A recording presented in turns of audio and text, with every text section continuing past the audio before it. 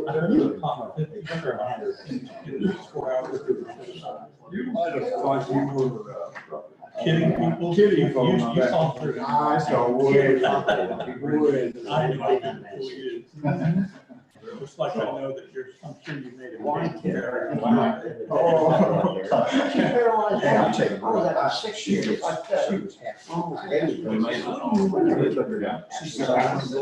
a gal that came in.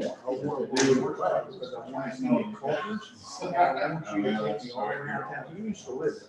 Yeah. And so it's How's them guys doing down there? You been down there? Yes, in the meetings? I tell you what, she just has one. Well, they just, Yeah. over reorganization. It's shortly after 6 o'clock, we'll go ahead and start the meeting. First item will be roll call.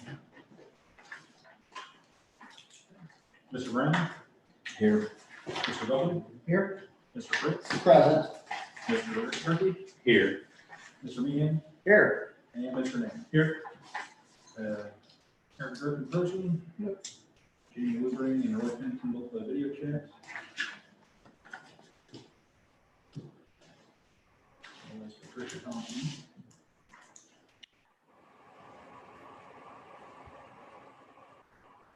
Yes, yeah.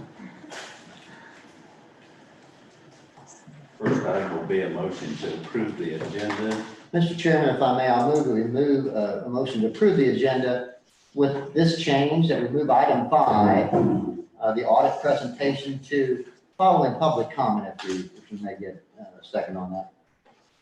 Do we have a second? I'll second it. All in favor, say aye. Aye. All opposed, same sign. Has everybody had a chance to look over the previous meeting's minutes? If there are no additions or corrections, they'll stand approved as presented. Do we have any public comment?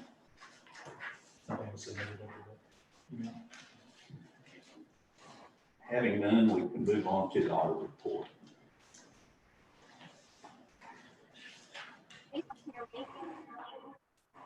A little bit. Is with my computer. Let me see if I can adjust this somewhat.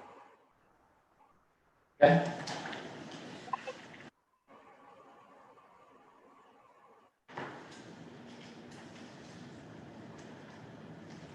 And you hear me?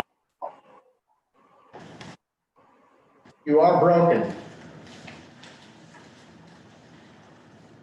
Okay, I don't know that I can do any better. The speakers that we have were not working on my laptop. And so we tried something to make it a little better. If it would be acceptable,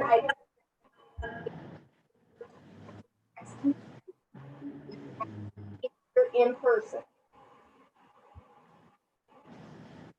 And could you share with us what date that will be? I don't know what your next meeting is. It'd be the 28th. Where your iPad? Let's do that.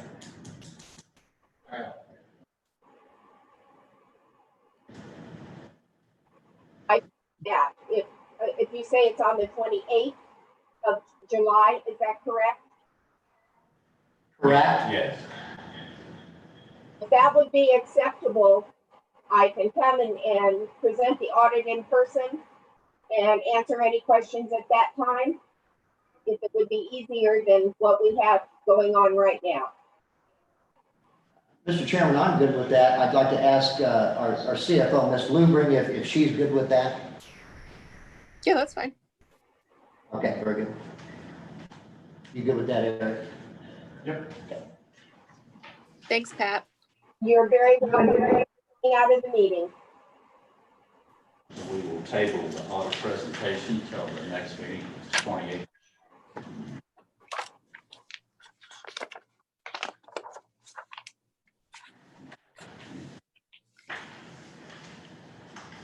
We'll move on to the officer's report, CFO report.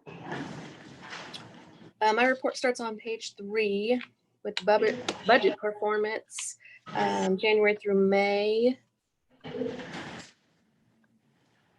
Can you guys hear me okay? Yeah. Okay.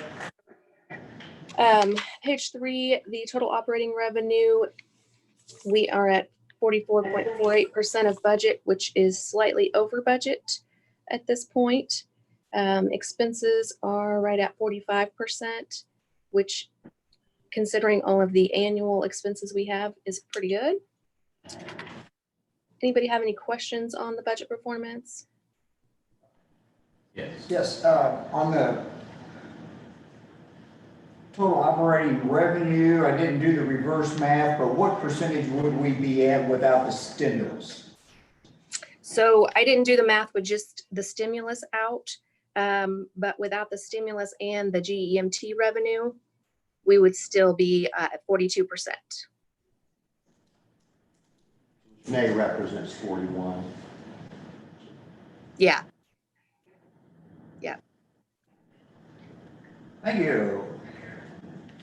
So that was actually my next comment I had was that we're up about 3.5%, and 2.5% of that was the GEMT revenue and the stimulus. And then if you look at, I'm on page 4, if you look at medical expenses, if it wasn't for the COVID-19 expenses we had, we would be under budget on medical expenses as well. So that's where that stimulus comes into play, is to pay for what's going to be loss of revenue coming in the coming months. Insurance companies are usually about 2 months behind paying, so we're going to start seeing that decrease in revenue, is my guess, from February and March. Any questions on page 4?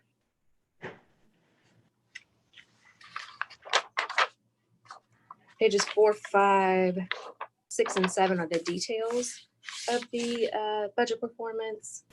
So if you look on page 5, all of the capital purchase expenses, of course, are annual one-time. The dues and subscriptions are generally one-time expenses. And then if you look at the health insurance, we're at 47.47%. That's actually under budget because we pay in advance on that.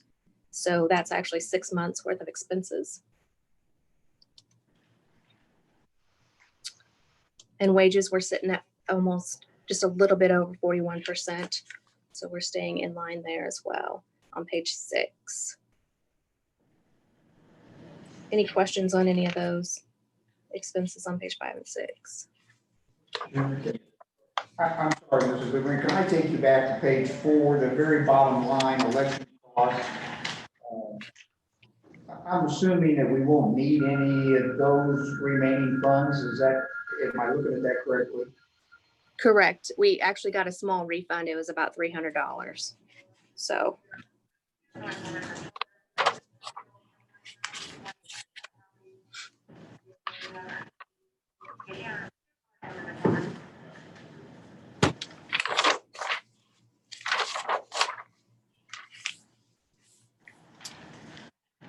Any other questions on the budget performance?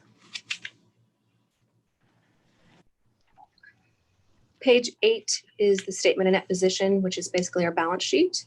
You can see this year versus last year, cash is up about $710,000. And our net position's up about $491,000.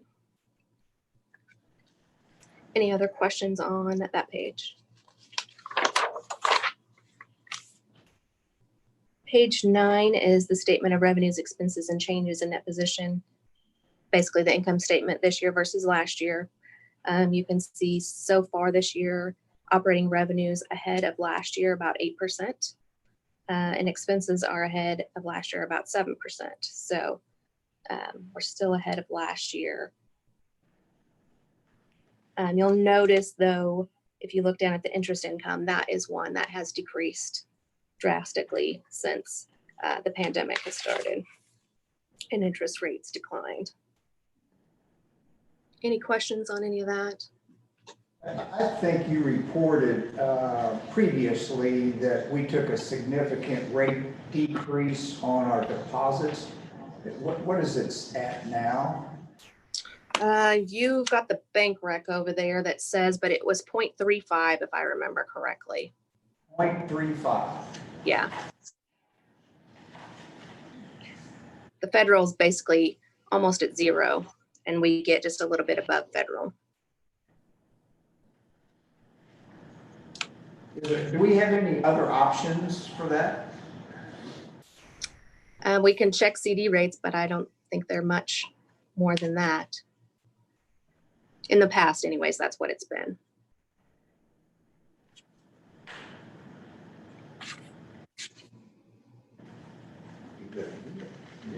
Ask.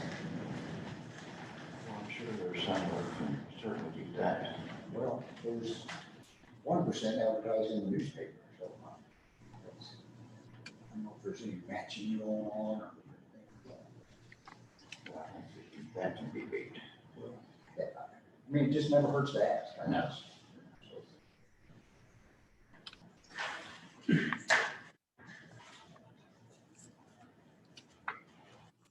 Maybe we might ask. Just ask around and see. I can't hear anything you guys are saying, so if you're saying something to me, I can't hear you. We thought it'd be a fair question to ask around and see if there is anything more competitive. Doesn't hurt to ask. Yep, I will check. I think we have to stay with Central Bank, but I will check on that too. And why would you say that? Because when we bid out our banking services, they were the winning bidder. Okay. And in that.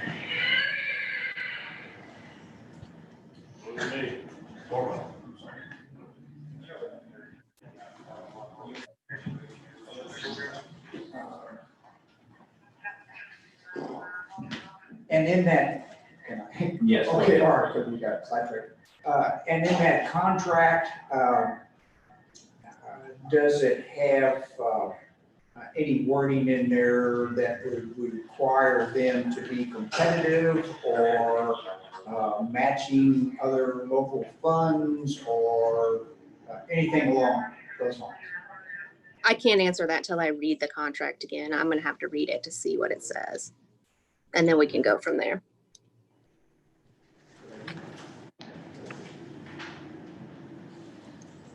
Any other questions?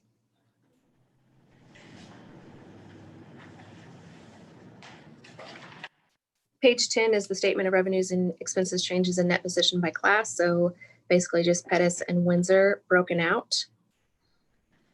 It's all the same expenses. They're just broken between the two locations.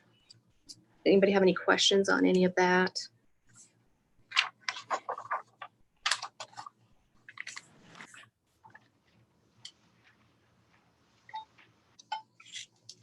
Okay.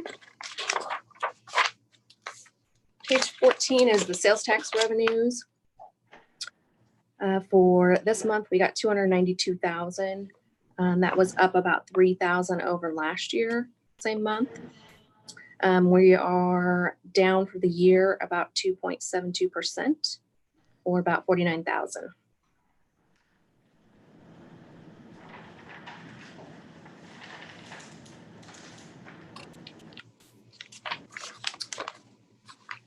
Any questions on any of that?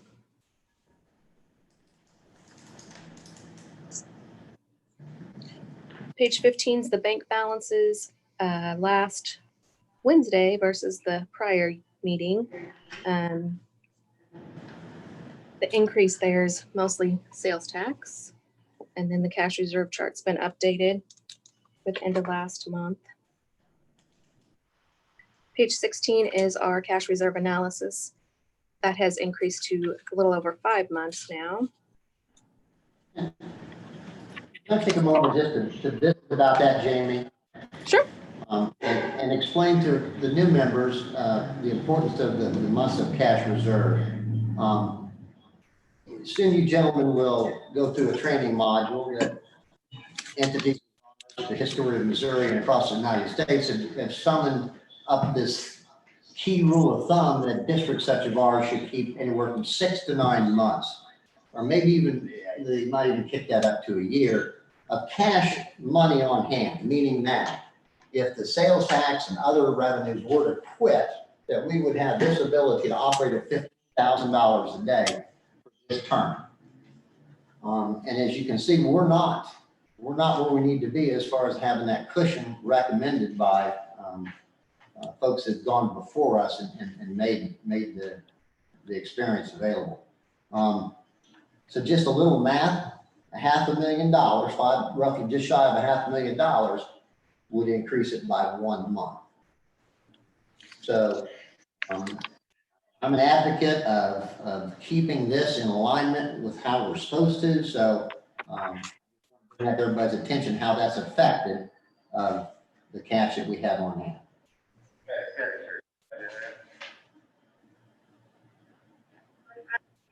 And how important that is. So that's all I have, Jamie. Thank you. Pages 17 through 19 are the check register. Did anybody have any questions on any of that?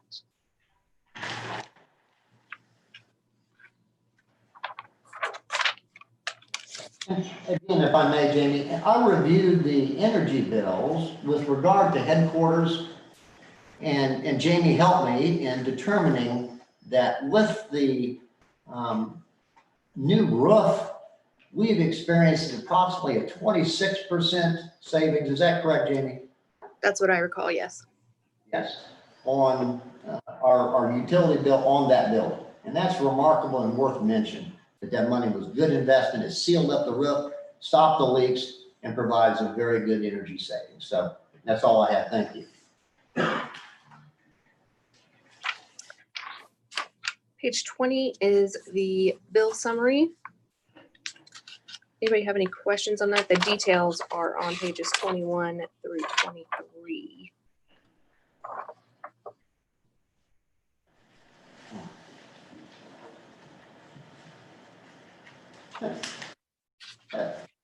With regard to the copier, the $700 we're spending on this copier this time around, is that a normal expense? Is that excessive? What do we have with that copier?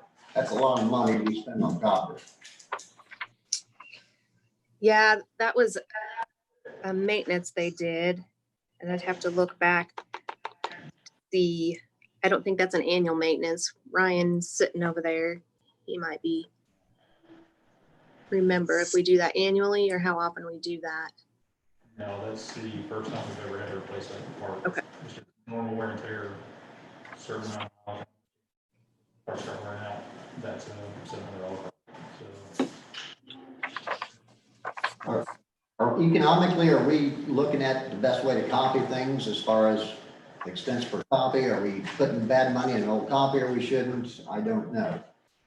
Those copiers were not very expensive to start with. Okay. In the scheme of how much copiers cost. Okay.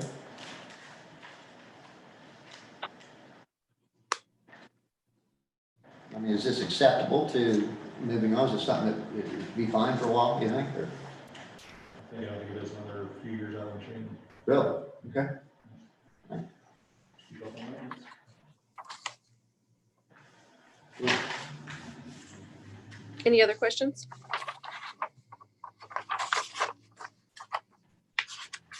Pages 24 through 26 are the credit card statement. Did anybody have any questions on any of those charges?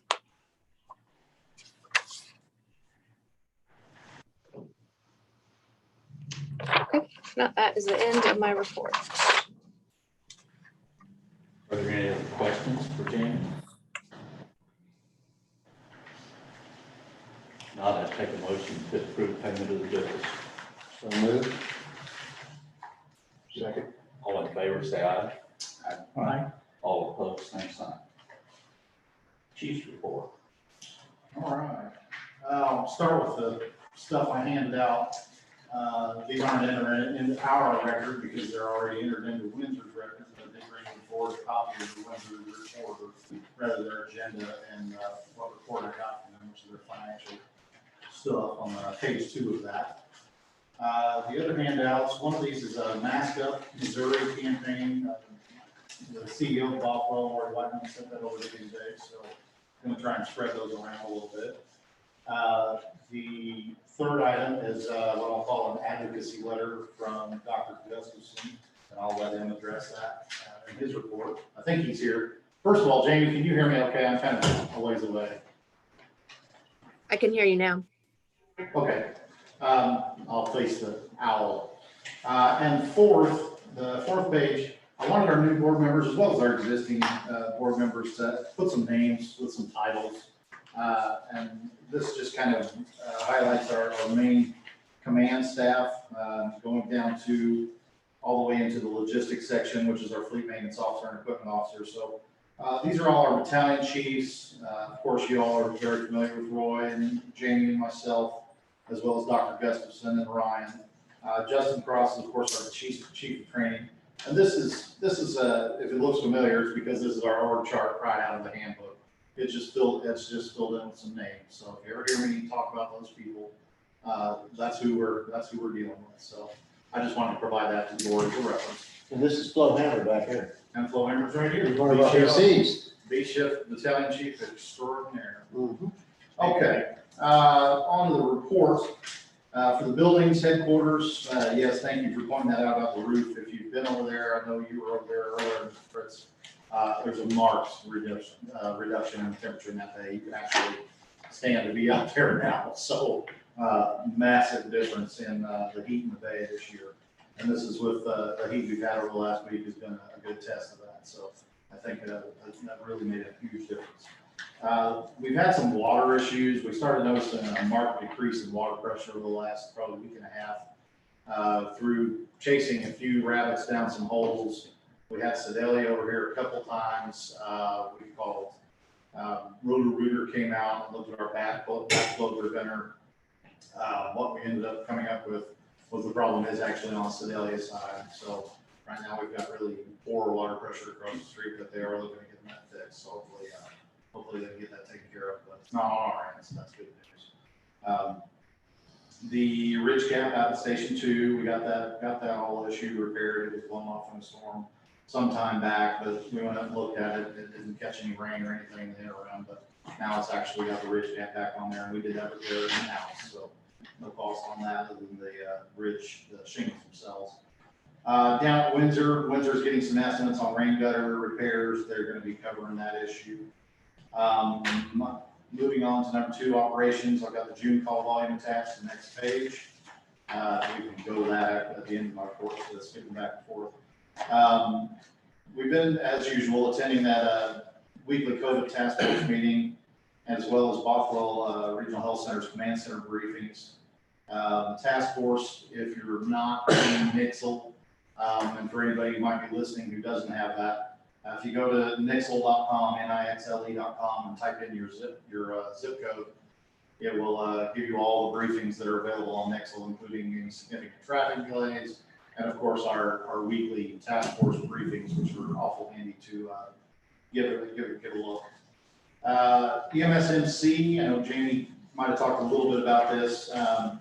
That changeover has been going fine. We've had some technical issues we've had to work through, which we, of course, anticipated, since this is the first time we've ever really exported any data out of Image Trend. It was all kind of uncharted waters for us, but they've been a big help in getting us coordinated with them, as well as Image Trend, the software provider. So it's kind of a 3-way coordination. Ryan's helped out tremendously with that. About the only thing we've had issues with operationally is because of how those exports were going, we had to put a little bit of a delay on our CQI, which is our continued quality improvement program.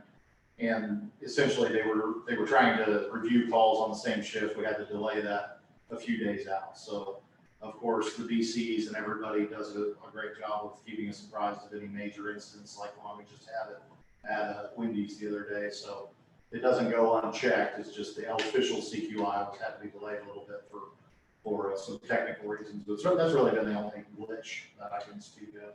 And that outcome's been repaired? Yes. Has that problem been fixed? As far as the CQI delay, Right. we're working on it right now. It's not completely resolved, but That's pretty good. essentially one person was putting something down here and we were putting something up, and we were getting this cross feedback regarding the incident status. And it goes into a lot of stuff that is beyond my scope of understanding. But, yeah, we're hopeful to get that back on the same shift. But if we have to delay it, that's not unheard of. Most CQI doesn't. Would you briefly explain CQI? Sure, yeah. One of the things we set up at, when we very first started the district, I came in as education officer, and I brought it over from the aircraft side of EMS, and that was 100% call review. It's unheard of. I've never had that in any ground service I've ever worked at or any hospital service I've worked at. Important as a learning tool, as a teaching tool, and of course as a quality tool to make sure that we're providing the best care possible to our county and our citizens. Our goal is 100%. That's a goal. We don't reach 100%, but I'd say we're high 90s, if not mid 90s, most of the time. We look over every single call. People on each shift, captains on each shift are primarily responsible for this, and they QI their own shifts. Then they go over and look at the report to make sure all the demographic information, all the I's are dotted and T's are crossed, and then they go through the clinical information as well. Any calls that rise to the level of clinical curiosity, something that was remarkable or unique, or of course any high acuity calls, which we call red calls, of course, those are automatically flagged and sent to Dr. Gustafson. So he's reviewing any sort of cardiac arrest, and any of those calls are automatically sent to him. The problem we were having in that system is that it was changing the unit status automatically. So we had to kind of go back in and turn that feature off and delay things a little bit. But again, that's the CQI system in a nutshell, and the feedback is protected information for us, which means if the report's requested, all of the quality notes that we made on it in the background are not part of that report. The other nice thing about it is like I said, it guides our treatment, it guides our treatment protocols, it guides our educational goals. If we're having a decrease in compliance in any area, say from getting a signature to starting IVs on ALS patients, we can address them quickly and almost in real time by doing CQI that thoroughly and that quickly. So that's the CQI program in a nutshell, and that rises well above any service I'm aware of personally. So I'm pretty proud of that program, if you can't tell. I appreciate, Chief. That's a very important asset that we had you bring to our entity. Thank you. Yeah, well, it's important. I thank publicly the guys who really take care of it. The battalion chiefs, the captains especially, spend an inordinate amount of time each shift doing the CQI, and they do it while they're on duty. So if you come visit, it's likely their face is buried in the computer doing CQI. So yes, thank you for asking. On education, we've taught several basic life support courses. Those are CPR courses in June. That included our crews and some outside folks from AFC at the street, urgent care. We did have a BLS instructor course, which is one of the things we're able to do now with the American Heart Association. That's been really nice. We were able to put 3 of our employees through this. They became instructors so they can help out, as well as the training captain over at Sedalia Fire Department. We put him through that too, so they can do some of their own training in-house more effectively. The EMT class is going great. We've got 11 students in there. I actually taught last week, came over and taught shock to them, and having taught at the very first of the course until now, we're about halfway through the course. I have to say I was really impressed with how well the students are doing. We're only already halfway through it, and these folks are picking up on stuff very well. So I think Justin's doing a really good job with them, even considering the restrictions we have as far as social distancing and trying to keep everybody safe. That class is going very well, and I anticipate all 11 of them finishing. So they're doing real good. Jacob White, he's one of our paramedics, fairly recent paramedic. He's actually does a very good job instructing. He's one of our FTOs. And we sent him to a 40-hour instructor course at the PCAD, Johnson County Ambulance District right up the street. They teach, they had a course offering up there. And what that allows them to do is assist and teach EMT courses. Justin coordinates those courses and does the overview and teaches a great deal of them. But this, if Justin needs to take the night off or is sick or something, Jacob can legally step right in and do those courses. So that'll be nice having him as an extra instructor when needed. In August, just to give you a preview of what we got going on in next month, we'll be doing advanced burn care, in-house is all in-house teaching. And hand-heavy is some of you might remember when we got the hand-heavy system. That is a system specifically for pediatrics, and it's based on age, a little bit of weight, but mostly age and size of the patient. So, but it's a pretty complex system. We luckily don't run a lot of pediatric calls, so we do a pretty intensive pediatric training annually with the hand-heavy stuff, and then throughout the year on other pediatric principles of care.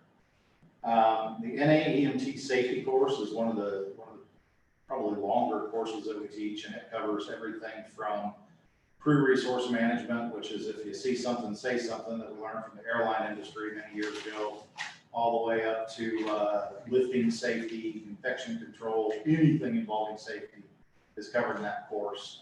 It was a 16-hour course when it started. I think it's pared down to around 14 hours now, and we can tailor it. The nice thing is we can tailor it to our own individual agency, and we do that.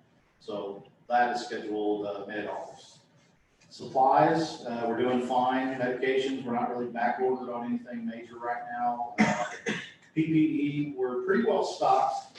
The N95s are still problematic, mostly in cost right now, but they are available. We just have to dig around for a little bit. Gowns are all but impossible to get, but the thing about a lot of those gowns is they're meant for in hospital. They don't make them really well for pre-hospital. Mark, you may be able to attest to this. They're such thin plastic that everything we wear on our hips cuts through them almost immediately. So they aren't really worth much, but they are hard to get for some reason at this point. So beyond that, all I've got on here is the vehicles and of course the call volume log. So vehicles, I put it this month, our June maintenance costs. If it's a 0, it doesn't mean it's, was free for the month or anything. It just means we didn't have any scheduled maintenance on it. Unfortunately, right after this, in the 1st of July, we did have some breakdowns. We had an issue. Unit 2 had to be towed. That's one with, I believe, over, let's see, Unit 2 has 217,000 miles. That's one of the very original, very first units we had for the district, one of the 2 Warriors from Osage ambulances. Mm-hmm. So it's getting a little long in the tooth there, as well as Unit 1 along with it. So then you'll see that reflected on next month's maintenance report, of course. On the next page, you've got call volumes for July, June, 458. Transports as to 222 non-transports for a total volume of 680. Let's see, last year, our year-to-date call volume for the entire year was 3594, and we're at 3758. So we're still up. That's good. It's been a pretty normal month, and we've been pretty busy. Operations are pretty well seen back to normal. We have seen some additional COVID patients. We've been going out on known positive patients and taking proper precautions when we do. We have had some issues with exposures from patients as well as outside of the medical side of things, from family members and so forth, that we've had to keep an eye on some of our staff and actually have lost a few hours. Jamie might be able to tell you the numbers on that exactly. It's not been anything that's really adversely affected operations at this point, but it is concerning that it's happening now. So we're keeping a very close eye and doing our best to keep our crews safe and advocate for their safety and make sure they're well supplied with PPE and, of course, well trained and have all the equipment they need. So without any questions, that is, and last month was a busy month for flights too. It's drama season. That was way more than I anticipated at 7. Yes, sir. Could you explain to me what the status level 0 event is? Yeah, status level 0 event is we have 2 units in Windsor, and anytime both of those units are out, that's considered a status 0. And then we have the 6 units up here, 2 at TT and 4 in town. Anytime those 6 units are all out at once, that's a status 0. I track those very, very closely. The guys, Flo, still sitting there. Every time that happens, they document an incident on them. We have a specific form for that. And if we've never missed any calls, we've never had to mutilate any calls. But that's quite literally when all of the units are out at once. So you can see if we didn't have any of those, you could probably assume that we're overstaffed. And of course, when we start going up, we want to start looking at adding staff. So right now, it seems to be about average. I don't think it happens that often. It does happen. And those periods of status zero can last anywhere from a few minutes to maybe 30 minutes, 15 minutes. I mean, they don't last very long, do they? Yeah, 30 minutes would be a lot for the Sedalia crews because there are 6 units and it's generally they're back in service within pretty quickly. Yeah. Whereas if both, say the Windsor trucks, Station 5 trucks go out at the same time, it takes a little while for one of our units to get down there. And when it rains, it pours. They all come in at once like that. So we might have a little longer time down there, but again, luckily we haven't had to mutual aid any calls. We have mutual aid agreements with, of course, every surrounding agency that touches Pettis County. We have a mutual aid agreement with, but we have not had to use any of those due to status level 0 events. So, like I said, I think that number's right where it should be right now. It's always more than we'd like, but it does happen.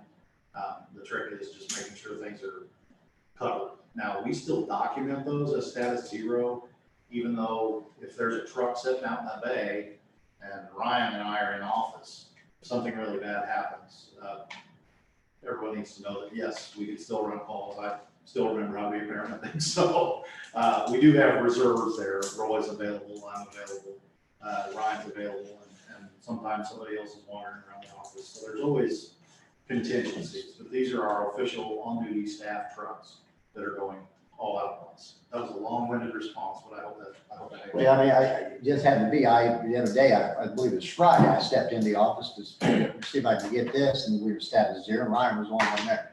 Everything was gone. It's just a strange feeling. I've got a question for Yeah. you. Yeah. When the crew goes out and you have a known patient, virus patient, what's your procedure with people when you come back? A known what patient? A virus, somebody that you know has got the, Procedure when we come back. what do you do? What's the current do? The whole thing, essentially right now we're wearing masks. We're taking masks, gloves, and eye protection on every call. Everyone's assumed to have it at this point. If they end up being high likelihood or known COVID patient, they actually put an N95 mask. Someone put an N95 and a regular mask over that, as well as gown up if that's possible.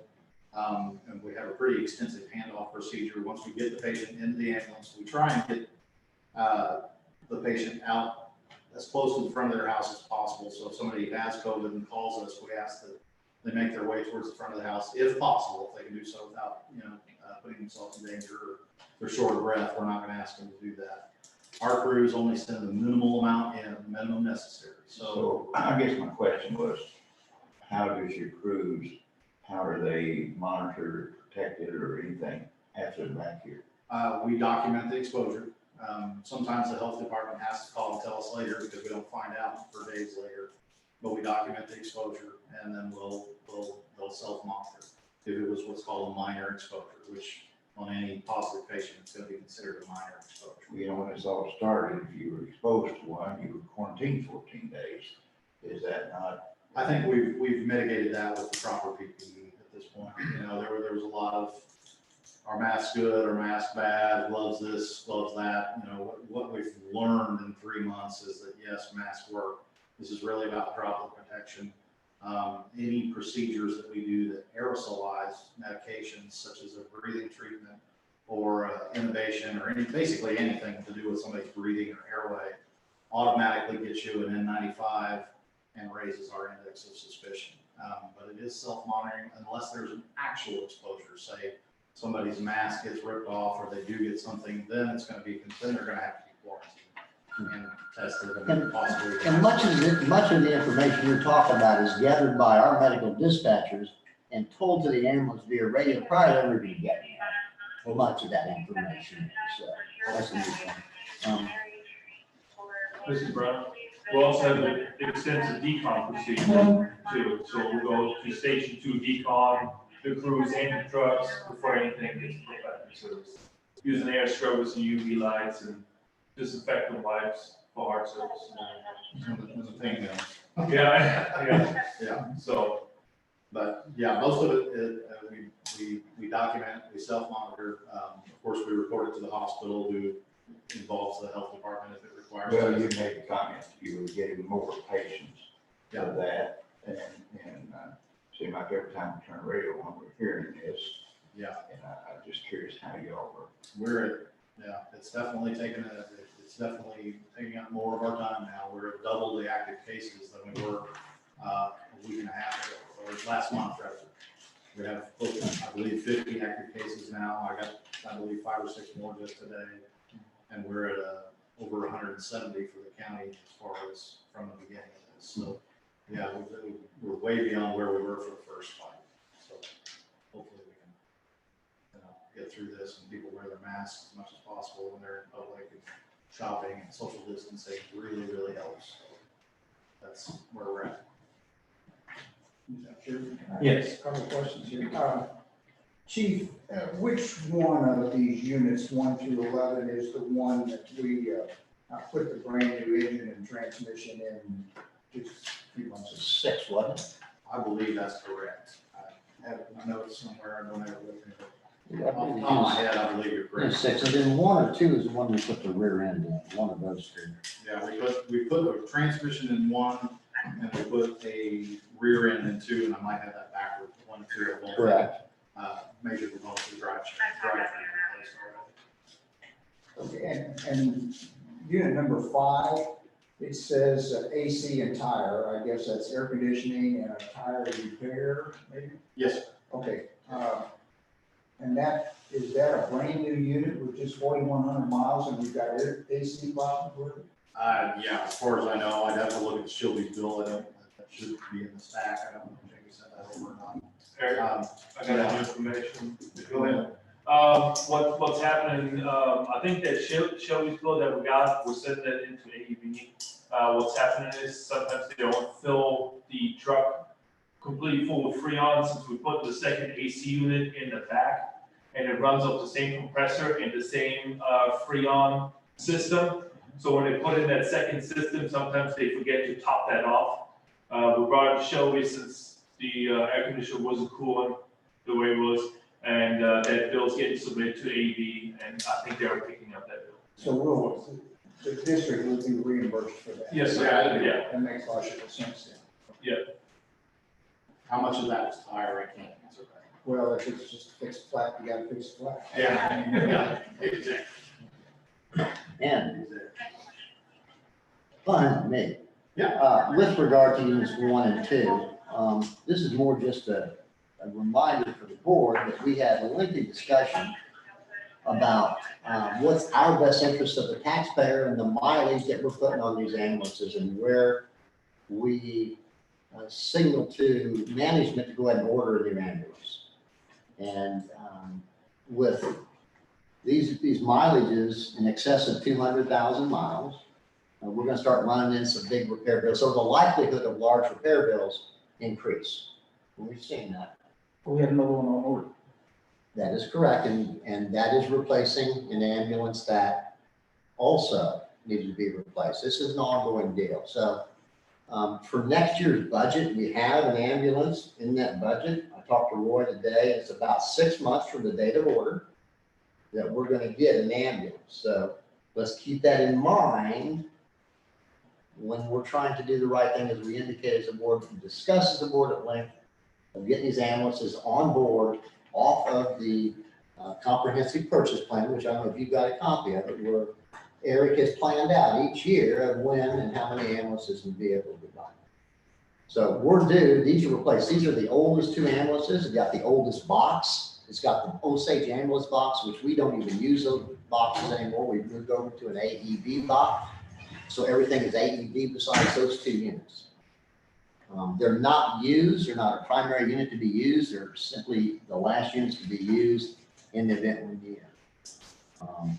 So, I mean, I just want to remind the board of the discussion we had and the time period it takes to get one here. We should have delivery of 1 ambulance in August, which was a scheduled purchase. Which one's that replacing? That is number, no, I think it's 7. Is it 7? Is it, no, which one is that, Eric? The new one? We just got 5 replaced because of the crash. Yeah. And we brought in I believe that's supposed to replace one of the, 1 and 2. Roy, are you with us? Yep, I'm here. Roy, do you have the comprehensive plan, or do you have an idea that the ambulance that we have on order now, which one is it replacing? It was 2 replace unit 6.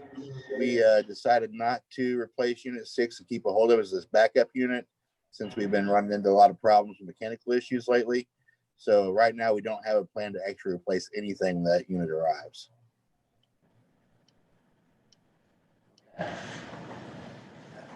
I didn't understand that. So we're not replacing one? Well, That's correct. yeah, we were gonna hold on to 6 as an extra backup, give us a total of 12 units. Right now, we got 11. 11, So that would put us at 4 backup units or a 2-to-1 ratio. frontline to backup. Right. So could we say that 1 or 2 would be the ones that would go down when we get that ambulance, Roy? Is that correct? Is that what we're gonna do? Yeah, I mean, we've taken the older units now and moved into the back line to drop down the repair costs because they were starting to nickel and dime us pretty heavily.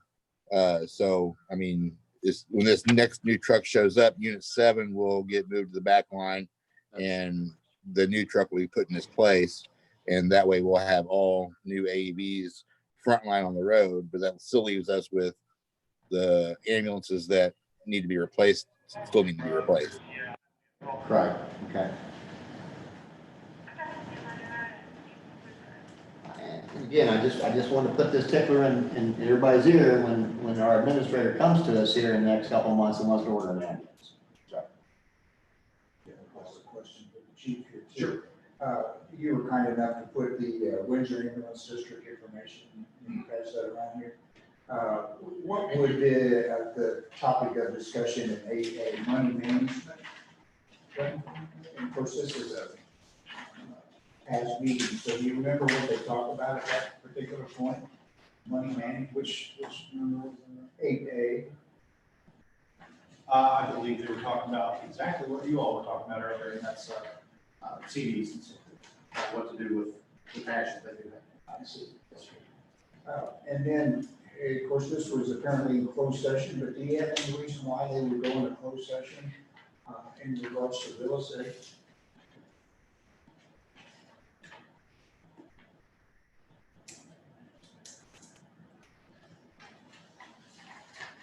No, I don't. Thank you. Are there any other questions for the chief? Yes. Yeah. Chief? Yes. Either I was sleeping or whatever, preparing for, on your 2C, preparing for Missouri State Bar. Oh, I skipped right over that, didn't I? Yes, sir. Good catch. We did have a meeting yesterday, probably the first of several meetings. There was some concern in our task force, of course, a public concern that everybody has right now is the state of Missouri State Fair, the safety of our crews, the safety of everybody. Essentially, the task force, as well as the health department and hospital, wanted to make sure that everything was as safe as we could possibly be, given the circumstances. So it was a pretty large group. It involved actually everyone from people from the state that I didn't even know were going to be there. And then the purpose on our end was to make sure that we had enough PPE, how we were going to address any kind of issues with, eventually we're going to get to do we or don't we test the crews that are going out there. We haven't breached that subject yet. It's such a group of people, but it's all about the preparedness of the fire and EMS. In our operation out there, in essence, we're not a primary responder out there. Correct. Okay, we're a transport unit if necessary. They transport, they'll call us if it's something that's, say, meets TCD or time critical diagnosis criteria, needs to go to trauma center or stroke center. And all those things are all managed by a separate group. But you're part of, I'm sure. Yes, it's under our license. It's under our license. Yeah, it's under our license and our medical directive. So So the costs are from our, we're paying the cost for it too? No, we're not paying the cost for it. And actually, typically in the past, we've been asked to support DMAT. DMAT, but We've been they given did not money to have DMAT. any kind of request for funds this year, so. I don't know what DMAT's gonna, It's Modors, DMAT, they do disaster management. Right. I can't tell you. I've been a member for them for Yeah. Yeah. Okay. how many years? So yeah, to my knowledge, they're still gonna be out there, but we're not paying for that. Last year, we. No, they get a lot of supplies donated, people donate all the trucks that come in. Most of it's done through donations. We do help out with some supplies out there, but that's not it. Yeah, I would not expect a large expense or expenditure from the PCAD district. No. For the Missouri State Fair. No. I'm not planning on that, right? Correct. Oh, Correct. I'm happy. Yeah.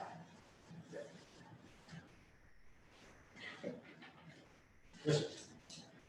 Are we taking a truck out there this year? We've never had a truck out there. I believe we are. Okay, That's the plan, permitting. We're not having Available. major mechanical problems where we have to pull all our reserves. Because I feel that's good advertising for us.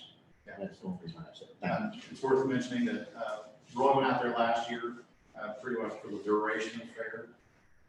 For some reason, he's volunteered to do that again this year, and he's gonna be on that unit. So that unit will be under our control the whole time around. Super deal. Thank you. Jacob Wade is the other person who works at this county. He's our infection control officer. He's the battalion chief, I believe, is his rank out there. So we got two people and basically in management out there observing, watching all of it. He's a good man, good paramedic. So we're, like I said, it's first of several meetings that we'll be having on that. Of course, one of our big concerns is once they're done out there, what do we do as far as kind of related to what Mr. Brown was asking, is how do we deal with those once they come back? Do we give them a couple days off, give them tested? There's a lot of questions out there about it, so we've still got a lot to discuss. But I look forward to working that as best we can. Any other questions for the chief?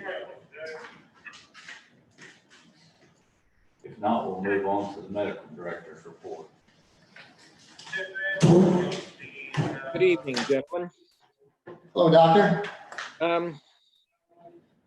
There is a great deal of concern, and I've had conversations with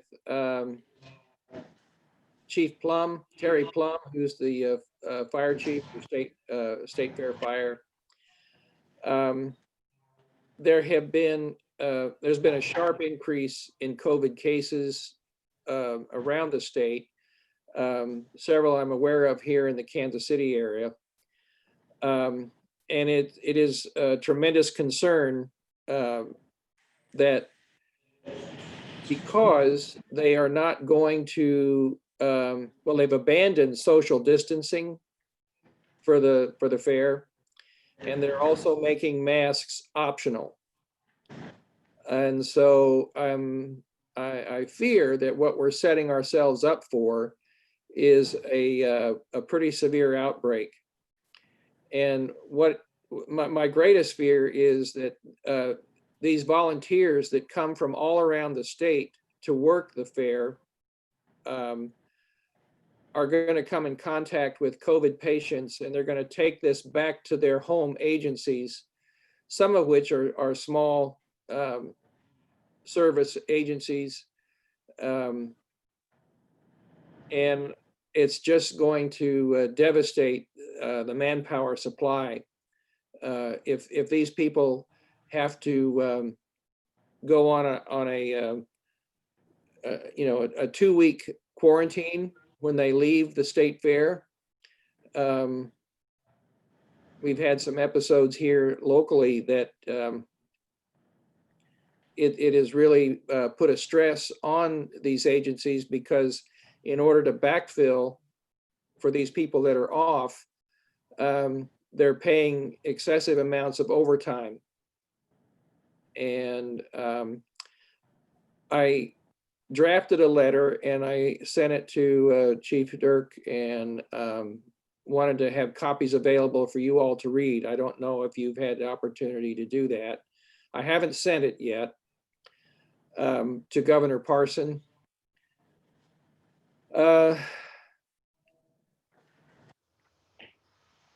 And I know it is a big deal. It's a critical issue for Sedalia. The revenue that the state fair generates for the city and for this department. But I just have pretty serious concerns about what we're opening ourselves up to if we persist in allowing the fair to take place. And I would field any comments that you all have at this time. Yes. Doctor, have you talked to anybody here locally in the city of Sedalia or Pettis County as to support from them, from not only the local health department, but from the governmental agencies like mayor and presiding commissioner and all those folks like that? I have not talked to them. I talked to Chief Irwin over at, Sedalia Fire, and he is not allowing any of his personnel to work the fair this year because of his fears. Chief Plum was actually kind of surprised that the state decided to go ahead and open the fair. And another aspect, well, it's going to, in previous years, the flow of patients to Bothwell has sometimes been pretty significant. I have not talked to the CEO over there at this point, but this could this could go either direction. This can be a nothing situation. There might not be anything come of it, or we can be ground zero for several months, because other states around us have canceled their state fairs. So there's going to be people, both vendors and people that want to show livestock, people that want to just go to a fair, are going to be coming in, or the possibility that they're coming in from Nebraska, Iowa, Illinois. I just feel like we're putting a lot of people at risk, especially smaller departments all over the state of Missouri, who send their firefighters and EMS personnel to volunteer at our fair. Well, Doctor, I support you 150% on this, and I was hoping that maybe the people from Bothwell, our local health department, and the rest of the government people around here would understand what we're opening ourselves up to. Miami can keep it. We don't need it here, and we're already seeing an uptake. What we have now, we got 2 in the hospital now. I believe there's 5 hospitalized, but 5. all of them at Sedalia, but out of And hospitals we count. And exactly what you were saying about people coming from some very COVID-rich environments to here. And that's, I just can't see anybody standing at the gate and taking temperatures and everybody wearing masks, because they're not going to do it. No, I know there's a significant number of the folks that come to the fair that have the attitude, you can't make me wear a mask. And, I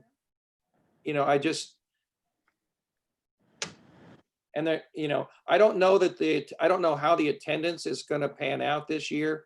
I've talked to some people here locally that generally go to the fair that have said they're not coming this year.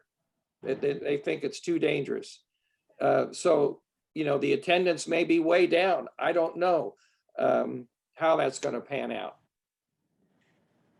If I may, Doctor, I understand the concern and how you share the EMS and public safety folks and how their increased exposure is a concern. What about these vendors and folks that come to our community and mingle out there for 10 to 15 days what could they leave in our community per se, as far as additional COVID that would really mess up things here in today for us as far as our numbers? And I want to make comment that from last reporting period, we're up 28% here in Pettis County. That's a concern. So can you respond to that, Doctor? Well, that's precisely, you know, and the people that work the carnival, a lot of, you know, some of those folks are coming from Mexico, where they're having a significant increase in cases. There is a very real possibility that as they interact, you know, go to Walmart, go to the grocery stores, go wherever,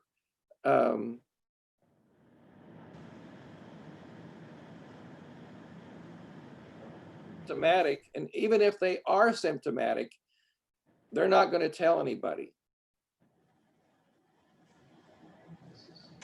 So This is a very difficult crossroad, you know, because, you know, we enjoy the entertainment and that value of the fair, as well as the financial impact that it has on our community. And then it's, you know, weighing that out with the public safety is a very difficult thing to do with not having extremely much more accurate data. It's a troublesome thing to even contemplate. Not that my decision or my opinion is going to change anything, but that it, you know, we're definitely going to be dealing with it if it becomes a bad decision. right. We're going to be left to deal with it here. Is that what you're saying as well? Yeah, and I really don't want to see us become the headline for the national news, like the parties down at the lake over Memorial Day. I just don't want to see us be the main headline on the national news for the next week or so after the fair. You can expect that we'll be on headlines. So Did Iowa cancel? Do we know? Yes. if you have no objections as a group, I think I would like to go ahead now, and my letter alone certainly is not going to, you know, change the governor's mind. But I just want to, you know, be sure somebody has raised the issue so that they're aware of it. Doctor, from my position as a single elected official, I am not going to believe that I am smarter than you, and that this recommendation and these concerns, I value your integrity, and I believe that this comes from very valued information from your perspective as a doctor. So it's tough. Are there any other questions for the doctor?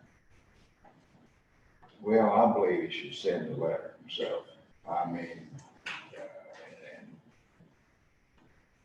I'm really uncertain on any of this, either way. But if the doctor has those concerns, I think it should be sent.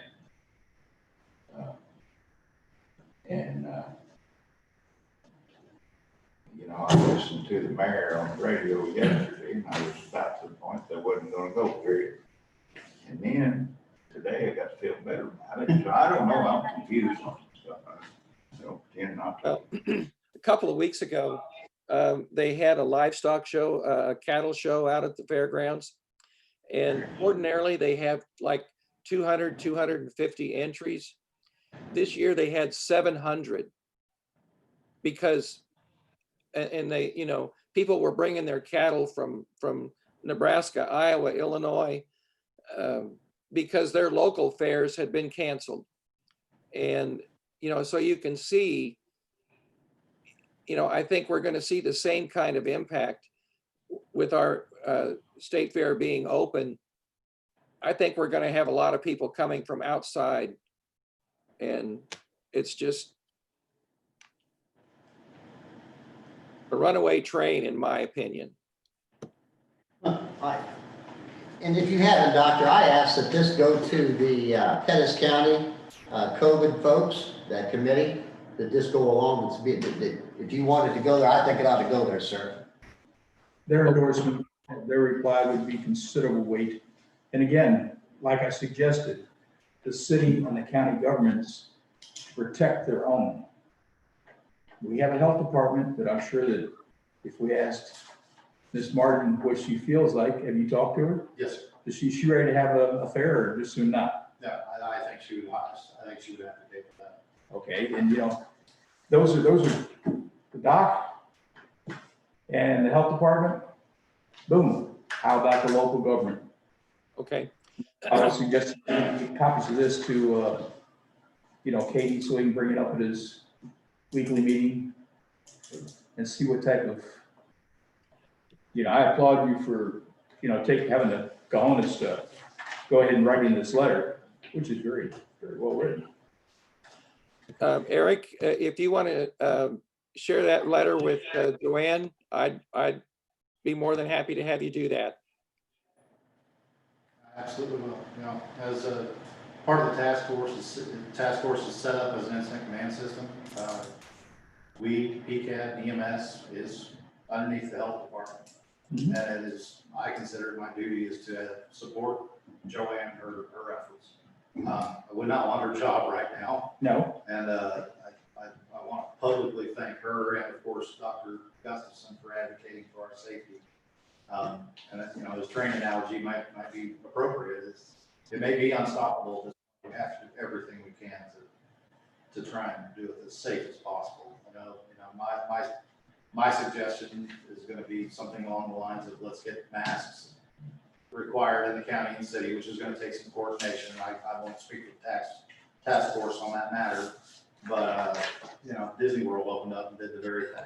Disney World opened up, but they required masks for the attendees. So, And they also maybe require there's some limited middle ground. attendance too. Yeah, but I'd love to do that. Many businesses in our community now require you to wear a mask for entry.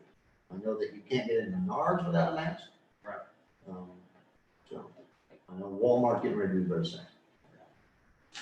Do you have a question, John? I did. Doc, just a few comments. Sure. And maybe, where we go from here. Doc, I've been on the board, starting on my third year, and my relationship with you, I think very highly of you, and I appreciate your insight and your dedication to the industry. And if you feel compelled that you need to send this letter, I respect your opinion to do that. If we're going to do this and support Doc with having him include, as he writes in here, I'm writing to you on behalf of all of these agencies, then I think we need to vote on it.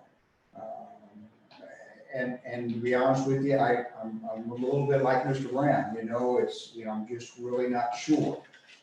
But as a medical director, he wants to write the letter, it's from him, that's fine. For us to take a stance on it, I've got a little problem.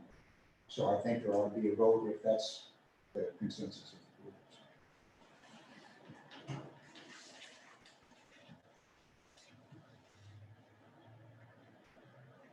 So if we want to put it to a vote, I would take a motion to approve the letter. So moved. Do we have a second? What's the motion? To approve the sending of this letter. To each of us individually to vote up or down whether we think Doc ought to send this letter to those he feels he wants to send it to. I have a sneaking suspicion we're going to have some no votes, and I'm going to explain my vote when it comes around. So I don't know if the motion is appropriate as to whether his letter goes or not. That's his business. Our business is to either support. Well, the line in the letter says that he's writing that on our behalf. We are one of the 29 other EMS and fire services. Yeah. We're included in here. It's not easy to, and it would be difficult to figure out his association with us. is if we want to go individually on the record as elected officials, I think, Yeah, if we have a motion, the motion be either to support his letter or not support it, right? Is that what the motion is? Mhm. Okay. Do we have a second? I'll second. And do we want to do this as roll call? Sure. That'll be fine. Mr. Brown? Yes. Mr. Buckley? Yes? Mr. Fritz? yes. Mr. Ricky? Yes. Mr. Meehan? No, And Mr. Nail? Yes. And if I may, Mr. Chairman, I'd like to express for the record, my yes vote is that I'm an elected official, and one of my primary duties is to protect the life and the interest of those that I represent. And when I have a doctor come before me and tell me, and this doctor is not an unusual individual. He's very, very conservative in his approaches like this. And I believe that yielding to this doctor's recommendation, understanding and believing in what he believes medically is the right thing. I'm doing the right thing in the interest of the people elected me, sir. So that's- You had already indicated that in the debate. Mhm. Are there any other comments before we move on? I just like to say, this letter brought out to me the EMS and the fire personnel and their contact with the people, and then going back, and a lot of the organizations that volunteer are small towns and counties. And I could see that if there was a problem, that could really hurt their ability to take care of the people when they get back to the community. As far as people go, I wouldn't, I mean, it's up to them whether or not they go out there, but, you know, I appreciated him bringing up in my head here that the emergency personnel would be at risk, because if there's any issues, they're the ones that are going to be in contact with them, not the people that are looking at the livestock shows or judging or anything like that. So that's what I see in this, is the danger for those that are in emergency services. And it could hurt their communities when they leave here. And I concur with that. And what I try to stress is that we're inviting more individuals to this community that we don't know their origin, out of state, et cetera. And we're inviting them into our community to shop in our stores, to stay in our motels, to right next to our families. We do that all the time. But when we invite an extra 20 or 30,000 people to this community, Well, every August we do. but not every August do we have No. to deal with the coronavirus. Well, I mean, that's what we have to weigh as a public health, and we're weighing in on it with our doctors. So I mean, we might as well say we do or don't favor the Missouri State Caribbean Health. And that's what this, Are there any other questions? Let me just say, I do respect the no vote. And when I was writing this letter, it really did weigh on my mind, the financial impact that was going to affect Sedalia by, if the fair gets canceled. But like I say, one letter to the governor is not going to do that. But all I want to do is make, as you've all said, make the awareness known of the danger that we're facing. So with that, I will go ahead and send this letter to Governor Parson. And I thank you so much for your support and for having this honest and open discussion. I really appreciate that. thank you, Doctor. That's the end of my report for the night. Committee reports. Strategic Planning Committee, you had,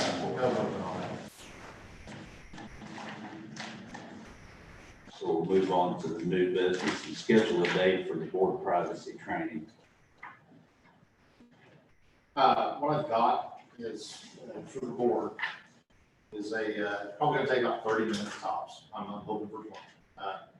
And it is a presentation that I finally found. I've been looking for years, and finally found a law firm that actually put one out. Summarizes basically the top 10 things that board members need to know, specifically, and those board members need to know when it comes to the HIPAA privacy rule and some high tech and some other applicable laws that we have to abide by. Beyond that, and that, I think that can be done outside of my recommendation. We do that before or after a meeting. That doesn't need to be during a televised session or anything. The review that we would do subsequently, which is, I would like to say that, I would like to go ahead and suggest to the board this may be an annual event every July might be a good time to just review it. The policy review would be, and it's essentially anything in our handbook that involves privacy, whether it's business practices and the general compliance policy or some of our privacy issues. Just so you gentlemen can know the different policies that are involved, review them, approve them, and that's part of our risk our risk assessment. That I don't anticipate taking just a little bit of your time. I can include those policies in your packets next week or email them, whichever you prefer. So you can look them over before you get here and we can just go through the motions and review them. So again, the training, I anticipate probably about 25 minutes total for it's a PowerPoint. Just include those changes for handbook updates. Yep. I can have hard copy. Okay. And can you do by email as well? Yes, sir. You want to do that next board meeting or set a different date for that? I would it Whatever works. work for everybody to do it after the next board meeting. Whatever works for them. I'd rather do it after personally. Either way works. After the regular or after the close? After the end of the regular meeting. Yeah. I mean, after we officially adjourn the meeting.